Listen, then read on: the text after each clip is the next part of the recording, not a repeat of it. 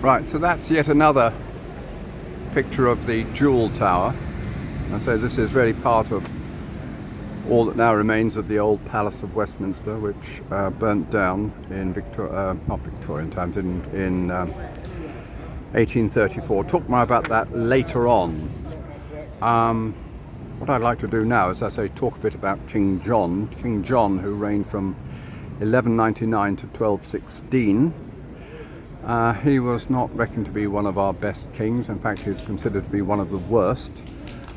He had the misfortune to lose his control of the Duchy of Normandy and various other lands in France. So all his French possessions were eventually captured by the King of France, and that meant that he had to lose. After he fought wars, no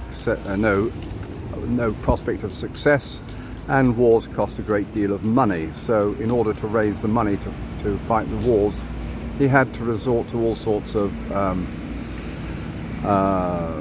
punitive forms of taxation and underhanded methods. He seized church property, and for that he got the country put under a ban by the Pope, called an interdict, when they just effectively the church went on strike and wouldn't perform any baptisms or burials or anything like that. So it was really quite a grim time. Now the barons, who were the vassals of the king, rose in revolt because they had lost a lot of their interest in their French properties as a result of John's mismanagement and misgovernment. And they didn't like his ideas of taxing them anyway, so they rose up in revolt and actually held him hostage in Windsor Castle. They managed to break into Windsor Castle and then drag him a little bit further down the river to a place called Runnymede, where they compelled him to agree to the terms which were set out in the Great Charter, or the Magna Carta as it's called. And you can still see there's a copy of Magna Carta in the British Museum. I think there's also one in Salisbury Cathedral and one or two around the country. Anyway, the point about Magna Carta was that it's the time when the barons of England started to go back to their old Anglo-Saxon attitude. They rather preferred the idea of the Witan and the control that it had over the king. So the agreement was thereafter that the king could not rule without the consent of his barons. King John tried to repudiate the Magna Carta. He died in 1216, which was a year after the Magna Carta had been agreed, so he didn't get very far with it.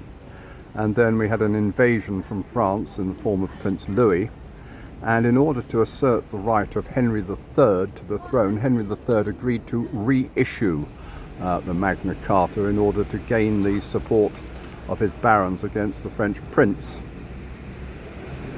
Now, that actually didn't stop Henry III from continuing a lot of disputes with the barons, and it was his brother-in-law, King Henry III's brother-in-law, a man called Simon de Montfort, who created the first House of Commons.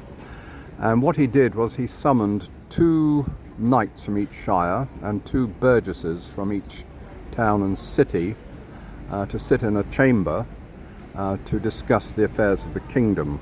But the idea was that the king would not then receive any taxation until the grievances of the country had been sorted out. Anyway, Henry III died in 1272, and then after that we had Edward I. And Edward I was notorious for fighting wars against the Scots and against the Welsh, and again that costs a great deal of money. So this was really when we start to go through the effect this had on Parliament. In 1295, Edward I convened what was later become called the Model Parliament. That was all the barons, the lords, and the commons assembled together in Westminster Hall to debate and discuss the affairs of the kingdom. But they found actually it would have been inconvenient to make a vote, draw a vote on that, because the lords, the only people there were only about 500, but there were many more Commons if they felt that they'd be outnumbered. So they decided the only way to do this was to withdraw, to separate from the Commons into two separate houses. So you had a separate House of Commons and a separate House of Lords. And then the idea was that when bills or requests could be debated, when they were passed by both houses, they would then go up to the King for royal assent. So let me just go back to this diagram just to show you again where we are with all this. Here we are. This is the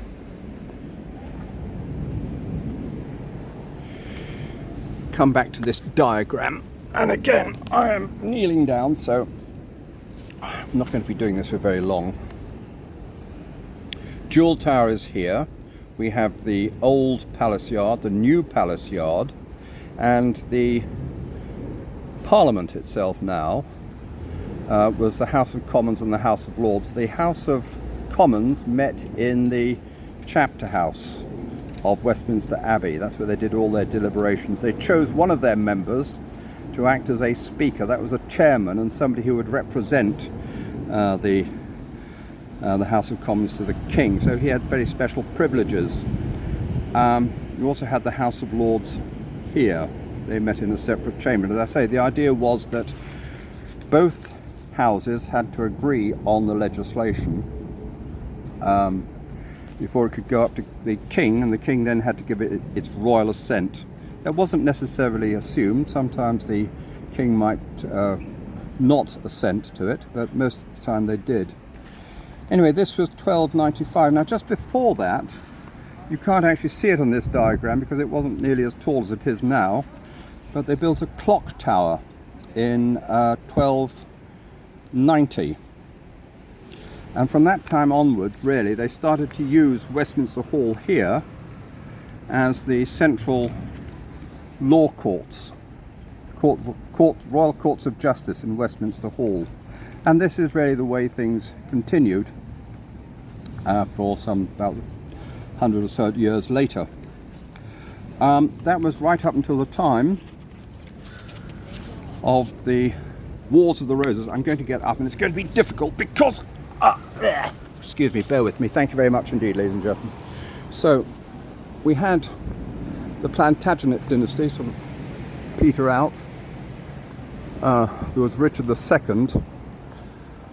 He was eventually deposed because of his misrule, and in fact the the official deposition took place in Westminster Hall, as indeed it had done previously with another king, King Edward II.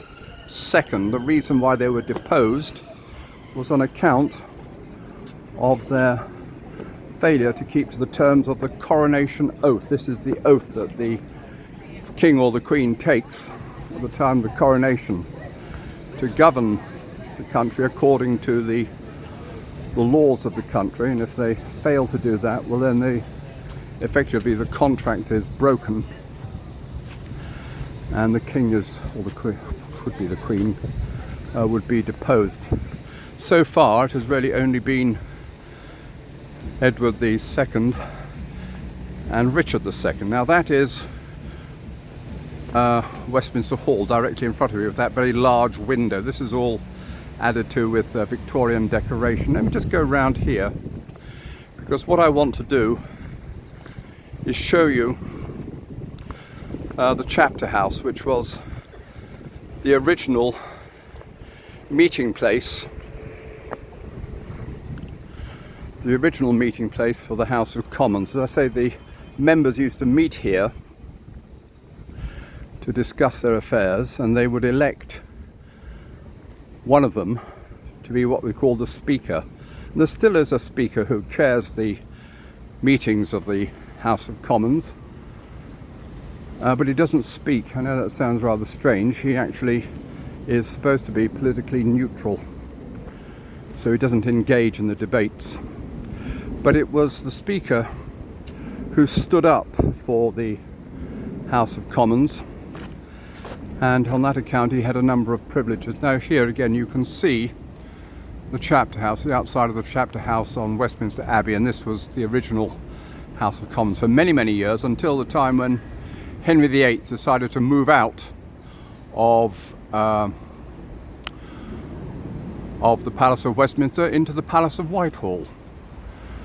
And I will talk about that, I think, in the next video.